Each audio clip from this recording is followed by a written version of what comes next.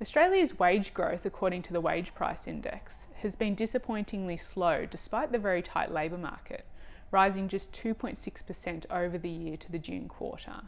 The Wage Price Index, or WPI, measures the wage for the job, not the worker. Australia's WPI is well behind comparable international indicators. The US's Employment Cost Index is up 5% over the year, and New Zealand's Labour Cost Index was up 3.4% in Q2 and will rise higher in Q4. But in contrast to the WPI, Australia's non-farm average earnings per hour growth is up 5% over the year to the June quarter, almost double the pace of the WPI and the strongest annual growth in over a decade. So why such a big difference? Essentially, the best way to get a bigger pay increase is to change jobs, either by switching to a higher paying occupation, moving to take on a higher paying job with a different employer, or getting promoted. These trends are more common at the moment, which boosts the average earnings per hour, but they don't affect the WPI unless the wage for the specific role changes. Many more people than usual are moving into higher paying occupations and therefore boosting their pay packet.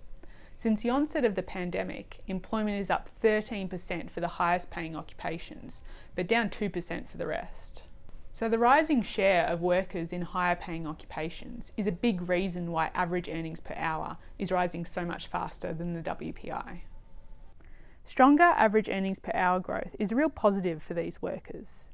It improves their household's ability to cope with higher interest rates and the rising cost of living.